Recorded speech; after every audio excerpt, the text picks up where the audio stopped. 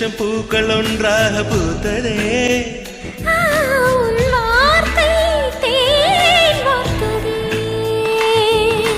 மௌனம் பேசியதே, குளிர் தென்றல் வீசியதே.